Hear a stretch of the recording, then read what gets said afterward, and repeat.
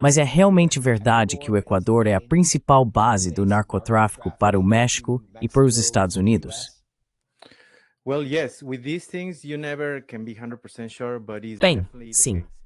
Com essas coisas, você nunca pode ter 100% de certeza, mas é definitivamente o caso no sentido de que o Equador se tornou uma ferramenta indispensável, uma peça indispensável no sistema que facilita todo esse tráfico, não só de drogas, mas também de pessoas, animais silvestres, minerais. Tudo está sendo retirado do Equador sem controle. E isso é intencional. As políticas de austeridade aplicadas por Lenín Moreno, e desde então tem o predecessor de Daniel Noboa. Sim, não, predecessor. Aquele que traiu os eleitores de Rafael Correa. Ele foi eleito com o plano de continuar o trabalho de Correa e da Revolução Cidadã e da esquerda mais social-democrata, se quiser. E ele traiu todos os seus eleitores e todo o resto, e se vendeu para os Estados Unidos. Acreditas que ele fez isso porque tinham algum segredo sobre ele, que, aliás, agora está até vindo à tona.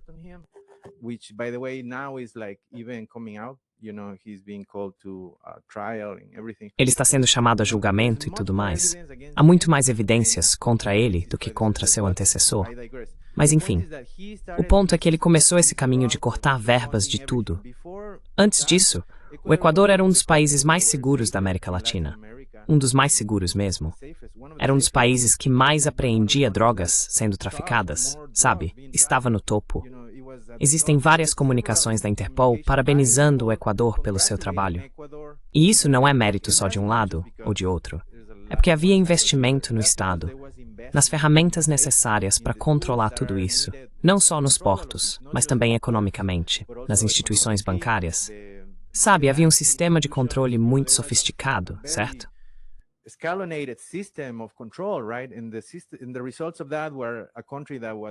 E o resultado disso foi um país que estava muito em paz, e onde o tráfico de drogas não era proeminente. Embora, se você ouvir a grande mídia, não é isso que estão dizendo. Estão dizendo, até o Marco Rubio está dizendo isso agora, que foi o Correa quem começou tudo isso, que foi a esquerda a culpada por tudo isso, o que realmente não se sustenta. E é ainda mais surpreendente porque, se você entender agora, nós fizemos um relatório chamado Equador, a máquina de dinheiro do narco, que fala sobre cerca de 5 casos. 3 eram conhecidos. Na verdade, 3 casos de tráfico de drogas pela Novoa Trading eram conhecidos.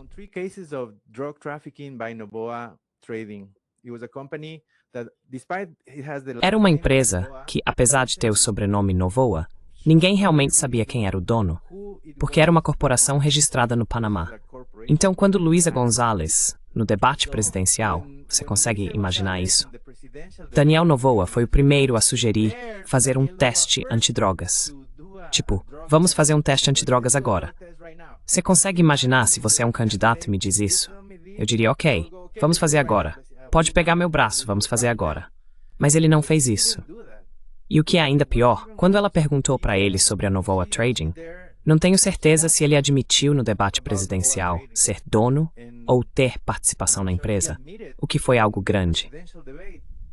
Para quem conhecia o caso, o fato de ele ter admitido ser dono daquela empresa foi significativo, porque essa empresa já tinha sido flagrada 3 vezes, que a gente saiba, até aquele momento, traficando drogas em carregamentos de bananas para a Europa.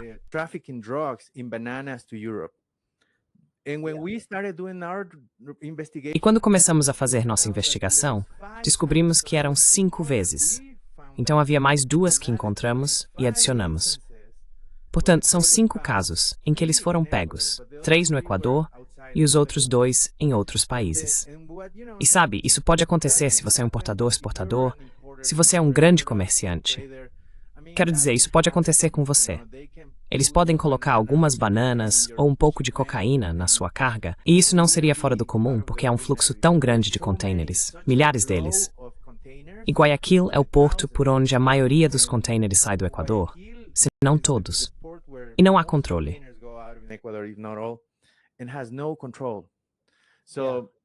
E Guayaquil também é agora uma das cidades mais violentas do hemisfério ocidental, o que não era antes da chegada desses governos neoliberais. Correto. Então o que precisamos entender não é apenas que isso aconteceu, mas o problema é o que aconteceu depois. Novamente, se eu fosse um candidato à presidência e você viesse ao debate presidencial e dissesse que minhas empresas foram pegas traficando drogas junto com as bananas, eu surtaria. Eu ficaria louco. Eu iria até o porto pessoalmente e encontraria uma maneira de pegar quem fez isso para tentar me incriminar. Sabe, eu ficaria furioso. Mas ele fez o oposto. Ele silenciou tudo completamente. Ele tem alguém, essa empresa tem alguém, que é responsável, cujo trabalho é ir para a cadeia quando essas coisas acontecem, basicamente. Alguém que serve meio como bode expiatório. Então é tipo, espera aí, ele não pode fazer esse tipo de acordo.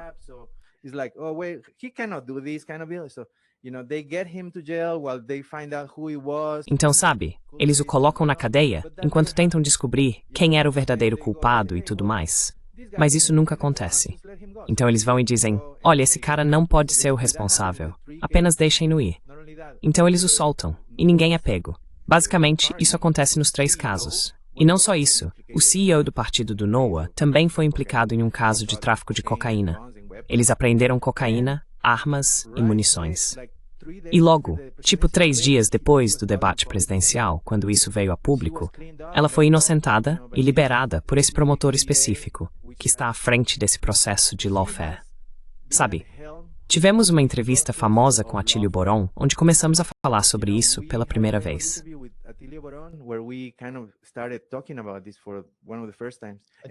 Atílio Boron, sendo o cientista político argentino, é meio que o Noam Chomsky deles.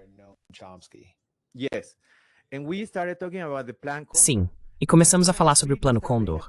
E foi aí que comecei a prestar atenção de verdade, porque eu já tinha uma certa noção. Mas quando ele explicou e começamos a conversar sobre isso, percebemos que sim, é algo real. Agora mesmo, na América do Sul, existe um Plano Condor 2.0. Com certeza. E o plano não é enviar tropas para o terreno. O plano é usar a grande mídia e o sistema judiciário, que está corrompido ou é tendencioso. E entre esses dois, usar e instrumentalizar isso para atacar a oposição. Sabe, nesse caso, a representação dos trabalhadores, como você quiser chamar, seja indígena, branco, trabalhador urbano, qualquer partido que seja mais nacionalista ou de defesa dos trabalhadores, eles vão ser o alvo. E esse é o novo Plano Condor. Só que é mais sutil e...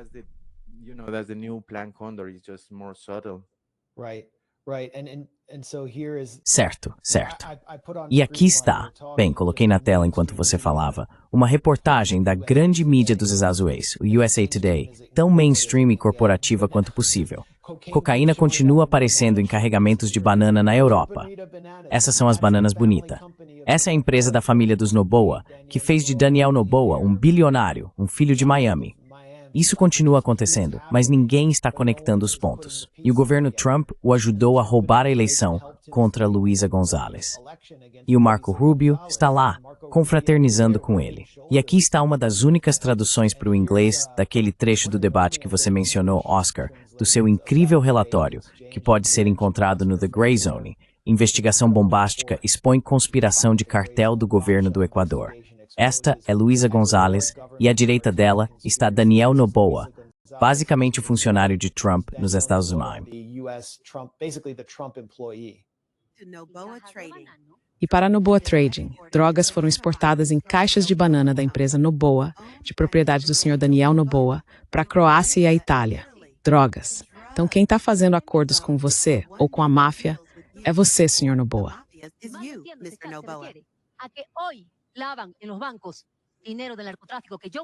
Smith falar sobre lavagem de dinheiro.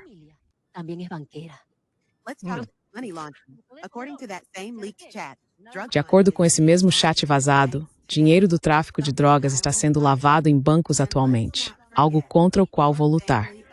E não vamos esquecer que sua família também é dona de bancos. Agora me diga, quem está financiando partidos políticos e campanhas com dinheiro do tráfico? Você. Maria Moreno, ligada ao narcotráfico, é presidente do seu partido e administra 9 empresas dentro do grupo Noboa. Pare de mentir para o povo equatoriano.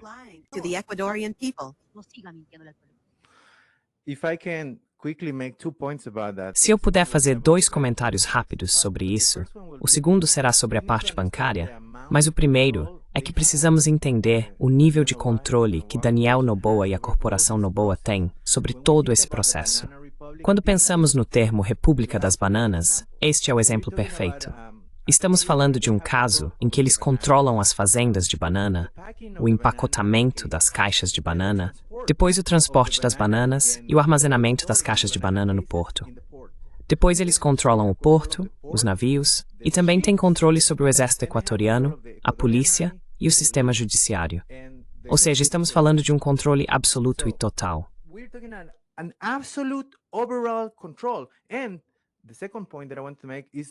E o segundo ponto que quero destacar é o que ela mencionou.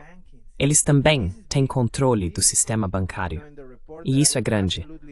No relatório que eu recomendo absolutamente, 100% das pessoas assistirem, falamos sobre isso. Entre 2008 e 2010, os Estados Unidos investigaram o Wachovia Bank porque eles compraram as casas de câmbio, que são pequenas agências onde as pessoas vão para trocar pesos por dólares e enviar pesos e dólares de um lado para o outro entre os Estados Unidos. Eles compraram essas casas para poder usá-las para ajudar os cartéis a lavar seu dinheiro e enviá-lo de volta e para os Estados Unidos.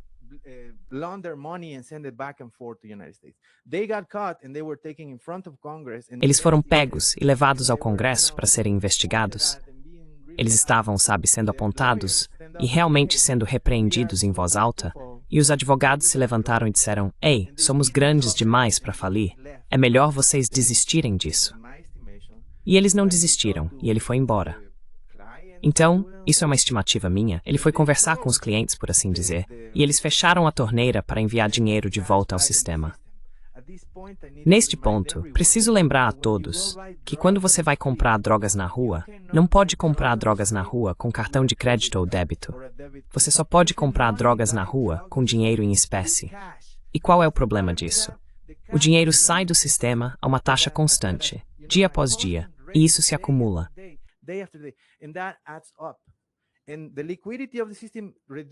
E a liquidez do sistema diminui. Então o sistema precisa trazer esse dinheiro de volta. Eles têm que encontrar uma maneira de lidar com isso e reintegrar o dinheiro ao sistema. Porque quando não fazem isso, acontece o que ocorreu em 2008. Os bancos começam a ficar sem dinheiro e passam a pegar empréstimos entre si. E esse foi um dos fatores que desencadeou a crise de 2008. Agora, temos o Equador fazendo exatamente o mesmo papel que o Wachovia fazia, mas em escala global. Em escala global. Porque parte do desfinanciamento do Estado equatoriano, pelo neoliberalismo, foi o desfinanciamento das agências estatais que controlam tudo isso.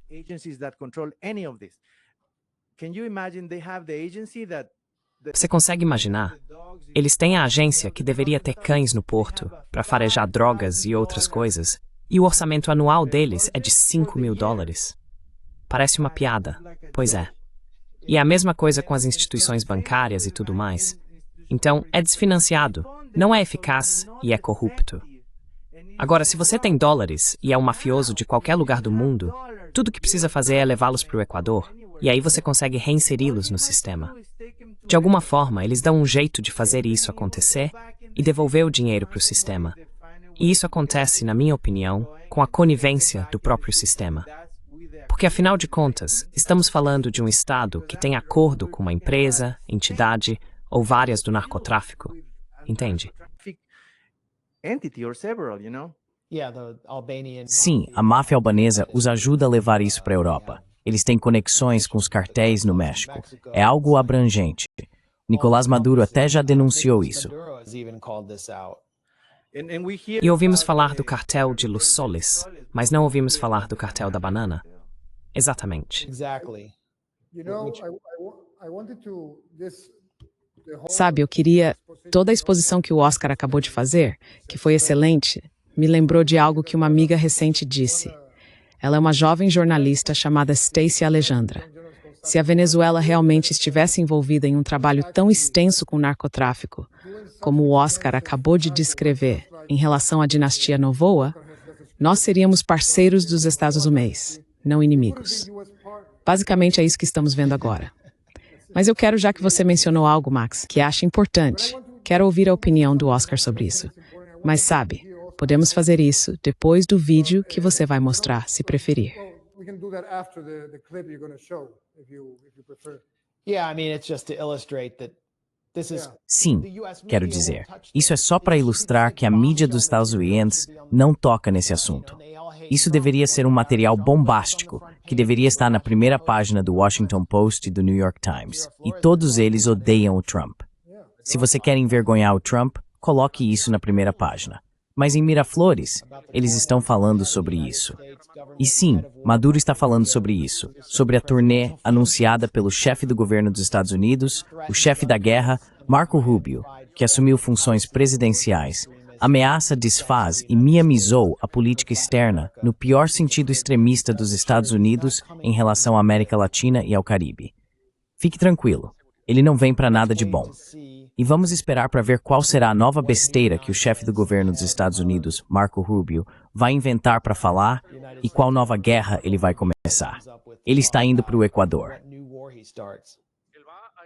He's going to Ecuador.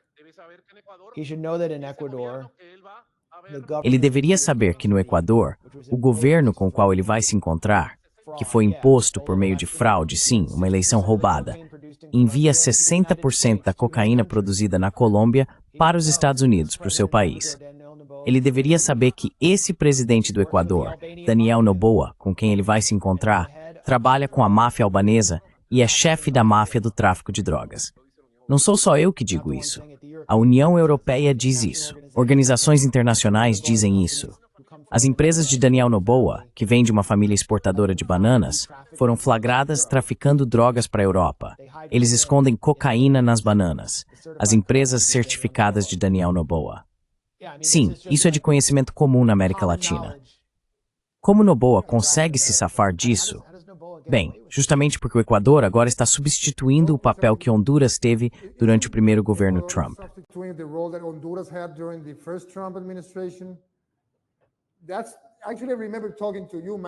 Na verdade, lembro de ter conversado com você, Max, sobre isso quando toda aquela insurreição criminosa aconteceu e todo o caos que se seguiu. Eu disse que isso era reestruturação justamente para moldar o país e transformá-lo no que Honduras era antes da Xiomara Castro assumir o cargo. Mas eu também gostaria de perguntar ao Oca nesse caso, qual é a opinião dele sobre isso. Acho que é o clã Jica, os albaneses que estão operando no Equador, mas eles têm aparecido constantemente em todas as tramas terroristas que foram frustradas aqui na Venezuela. Então seria interessante ver o que o lado equatoriano pode dizer sobre isso. Nesse caso, você, Oscar, claro.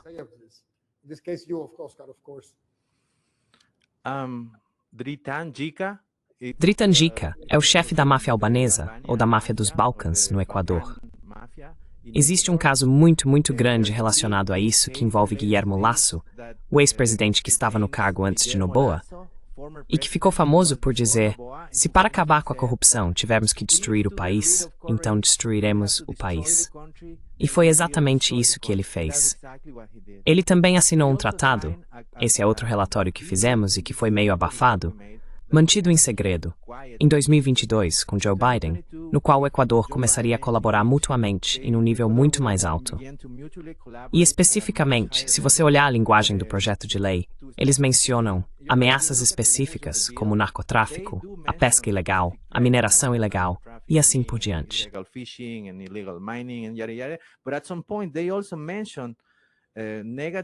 Mas em algum momento, eles também mencionaram influências negativas de fora e de dentro do país.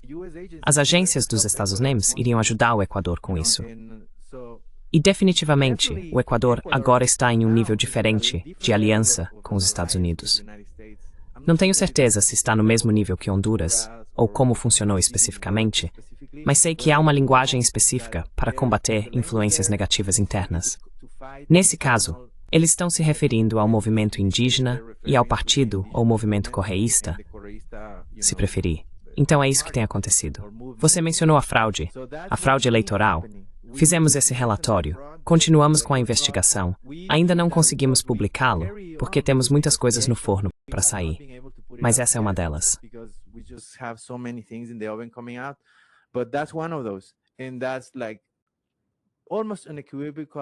E isso é uma evidência quase inequívoca de que eles roubaram as eleições, porque ele estava perdendo por 6-4, 6 pontos, 2 dias antes da eleição, e acabou perdendo por 10 pontos, o que simplesmente nunca acontece.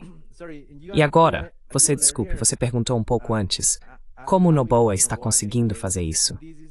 E isso acontece porque o sistema judiciário equatoriano foi instrumentalizado de uma forma absurda. Eles usaram as ferramentas do Estado para perseguir a oposição. Famosamente, fizemos outro relatório, você se lembra, em que descobrimos um vazamento de conversas. Fomos os primeiros a conseguir isso. E nessas conversas, especificamente o GA, o Procurador-Geral do Equador, disse que os americanos querem a cabeça do Correa e não querem que a Revolução Cidadana volte ao poder.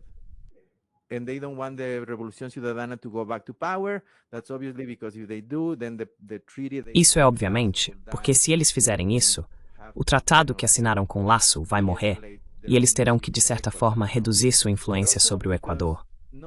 Mas também porque não só o sistema e o judiciário foram instrumentalizados para servir a essa facção contra outras facções políticas, em vez de combater o crime, mas também porque eles têm a impunidade de ser. Porque Noboa é um caso muito raro. Sabe, costumávamos ter presidentes que eram contratados, pagos ou financiados por determinadas contribuições políticas, e então eles precisavam tirar a máscara e mostrar quem realmente são, para quem realmente trabalham.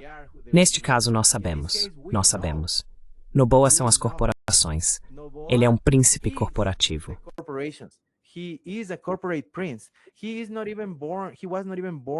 Ele nem sequer nasceu no Equador. Ele nasceu em Miami. Ele nasceu em uma família nobre, como os nobres locais, se preferir. Eles são apenas empresários que, de certa forma, têm uma má reputação por causa da maneira como conseguiram sua fortuna. Mas ele nasceu no lobby. E isso é importante. Sabe, todos esses outros países que foram alvo de intervenção dos Estados Unidos, como Venezuela, Síria e outros, primeiro foram alvo de lobby dentro de Miami ou de outras cidades pelas minorias, pelas elites desses países. Então, por exemplo, a minoria e a elite venezuelanas estão fazendo lobby nos Estados Unidos para que possam armar o país e perseguir seus próprios interesses.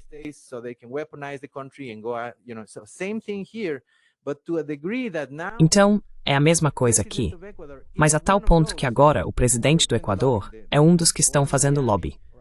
Ele nasceu em Miami. Sua família tem um patrimônio de $1 bilhão.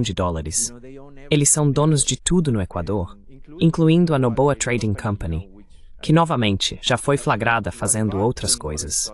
E eles também são donos dos interesses de mineração, o que é muito significativo, porque o maior problema que eles têm no Equador é o conflito da mineração. Isso acontece porque as nacionalidades indígenas e os agricultores, e a maioria das pessoas, querem que o Equador seja um país voltado para a agricultura e o turismo. É isso que a maioria das pessoas quer. Mas uma minoria muito pequena quer a mineração, como o Noboa.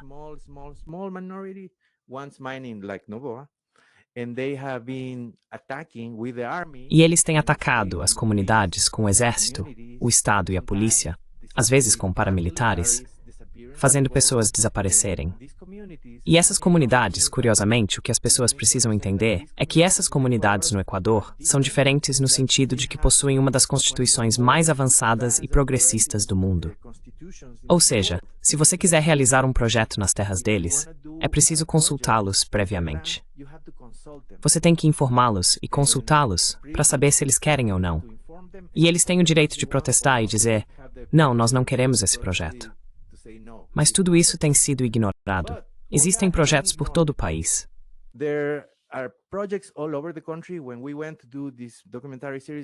Quando fomos fazer essa série documental lá, eu visitei todas as regiões do país. E basicamente, uma parte muito grande do país está sob controle direto dessas empresas de mineração. Elas controlam a polícia, controlam tudo localmente, o juiz local, o jornal local, tudo. Elas pagam todo mundo e controlam as coisas de fato. Não é um controle legal, é uma posse e controle de fato da terra apenas para extrair recursos minerais, que é basicamente o que elas estão lá para fazer. Esse governo do Noboa não está lá para consertar ou ajudar o país. Está lá para extrair minerais.